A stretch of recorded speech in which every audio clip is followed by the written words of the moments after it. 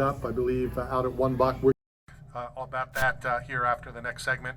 But let's continue talking MMA, UFC, and specifically last night's edition of The Ultimate Fighter. Let's welcome to the program last night's winner, and I know this was from months ago as well, Austin Hubbard. Austin, how are you? I'm good. How are you doing? Not too bad. We appreciate your time.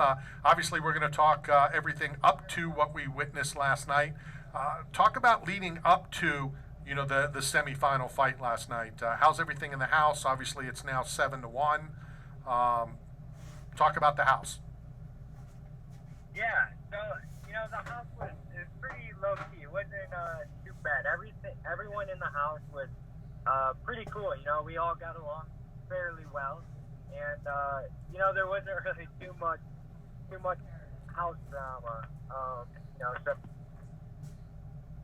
pretty well. And we all, stayed pretty cool with each other and at least made the best of the time. Which really is uncommon.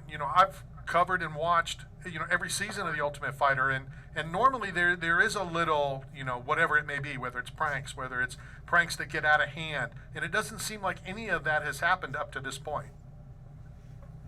Yeah, I mean, there was some pranks, there was some, heated exchanges a little bit, nothing too serious. They didn't really show too much of that for whatever reason. But yeah, I mean, they brought in a lot of, high-level professional fighters. So with that, they take this opportunity very serious. They're not here to kind of act a fool on TV or have TV time or, just be there to party or anything. They're there to make the best of an opportunity. And, that's how it went for the most part. We have Jason Knight on each and every week to talk about the night before's episode. So I asked him the same thing I'm going to ask you. When you guys walked into the house and Dana had the board up and it had the breakdowns, your first reaction and how long until you found out that you didn't have to go to to Connor's side, that you guys could stay, Team Chandler, and whatever happens, happens? Yeah, it was probably a day or so before I found out that we didn't. It was kind of up to us if we wanted to switch sides or not.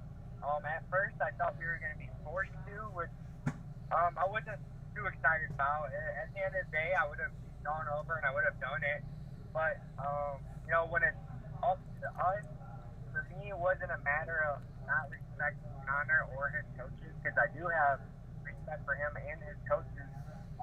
It just didn't make sense to me to few days out from fight, switch everything I've been doing, all new looks, all new voices, and all those sorts of things.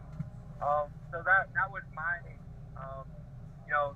ultimate decision, right there to, just stay put, and why switch it up right now, just a few days out from the fight.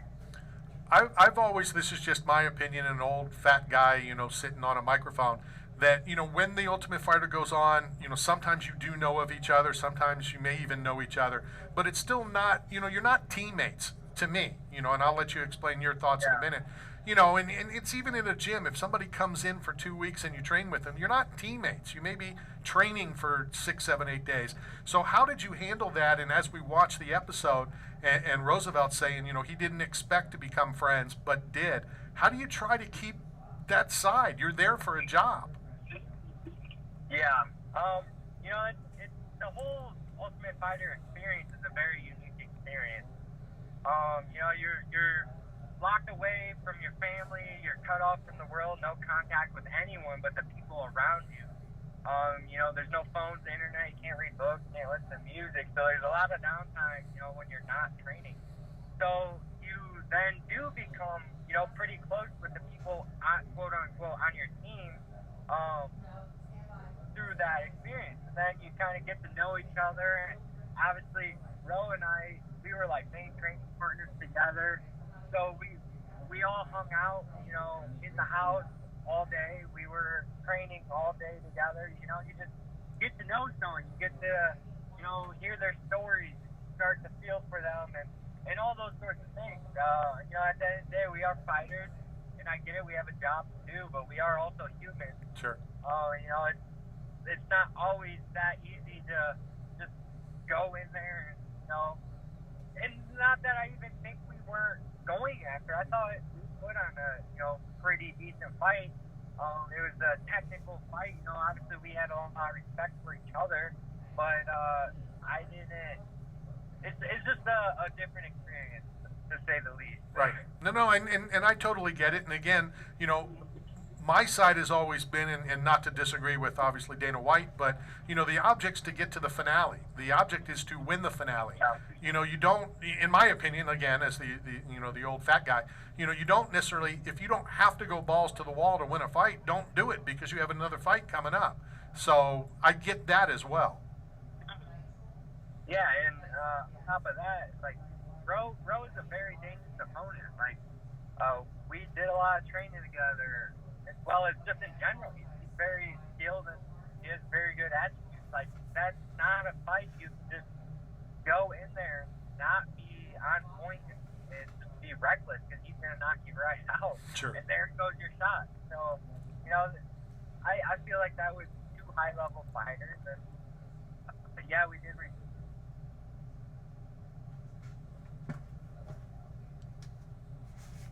Always get turned into a bloody wild brawl. You know what I mean? Just how some fights go. I mean, look at some of Israel Adesanya's fights and his title defense.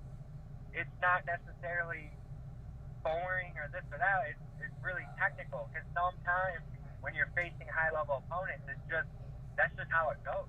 Technical and tactical. For sure. And again, we're only talking up through last night, but I'm curious. Once your fight's over, you're basically now done on the season. We'll wait for the finale. We'll wait for who your opponent is, all that down the road. I'm just curious, as soon as that fight's over, you're announced the winner. Is it kind of like, a sense of relief, now that your portion of the show is over? Yeah, it is, because everyone wants to know what happens. Everyone wants to know if you made it to the finals. And now the world has seen and, know the results. I'm in the finals. And you can kind of speak a little more freely. For sure.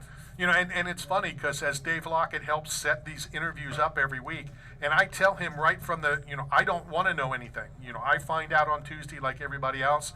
We do these chats like everybody else, but I can't wait to find out who's in the finale after having everybody on the whole season, but I don't want to know, until it happens. So I can imagine, now that everybody, you're the first fighter, so whoever's fighting fourth, I think Jason Knight said he's fighting third. They have to wait another week, 2 weeks, 3 weeks. At least now you can, let that out. Very cool. Austin, thank you very much for your time. Looking forward to seeing you wherever the finale is going to be. We plan on being there.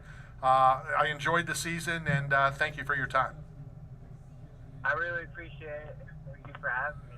We'll talk to you again soon. That is Austin Hubbard in the finale of season 31 of The Ultimate Fighter. So it's been a cool season. I have enjoyed it, and I have to be honest, I wanted it to be a clean sweep. Sure, I think you do at some point, right? Don't you want the perfect game, the perfect season? Well, I for a reason. Like the dream team was so dominant, you just wanted to watch them just beat Liverpool into oblivion if they played them. Well, but you wanted them to lose too. Is Liverpool a country? No, I don't think so. I guess I'm not a very good soccer analyst. You're not a very good anything. What about Manchester? But I wanted it to be a clean sweep because I'm not a big fan of the other team. And I'm not talking about the fighters. I'm not a big Conor guy. Oh, come on. He's the greatest thing to come out of Ireland. Name one other thing. Be sensitive. No, isn't there a beer that comes out of there? Sure. Isn't Guinness?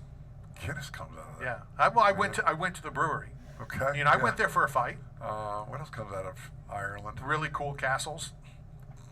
They don't come out. You Well, yeah. can't transport them. Well, no. Right. Well, yeah, they don't come out, but they are there. Yeah, the castles are cool. And they have great golf courses, probably. Yeah. And pubs. Pubs are cool. I didn't really. Really? Yeah. Well, again, I don't drink, so I did like, how loud they get. If there was a football game on or, whatever, it gets a little out there. Well, since Conor McGregor is obviously the biggest star to ever come from Ireland, it's sad news. I report Sinead O'Connor passed away today. Oh, really? The Ireland superstar with Nothing Compares to You, the Prince cover, made her global. So, our condolences to everybody knew her and was touched by her music and the impact she had and left behind. I will say this about Sinead O'Connor. I don't remember much. I don't remember 99.9% of the fights I've been to. I can always say which the 5, 6, 8, or 10. One of the coolest moments in my career was when Connor fought, I think it was Chad Mendez. Uh-huh. And, she sang, they lifted this thing, came out of the ground. She's up there singing Connor to the cage. I mean, I'll always remember that. And For I sure. really didn't know much about her. I still don't. I couldn't tell you anything she sang. I still can't. Nothing compares to you. Okay. Nothing does, but Those are my affirmations for you. Just my friendship. Nothing compares to you, Randall. I appreciate that. I'm going to get to a Sinead O'Connor album next time. Please don't. So I'm making a lot of friends again. How many fans you got on at Instagram? 6.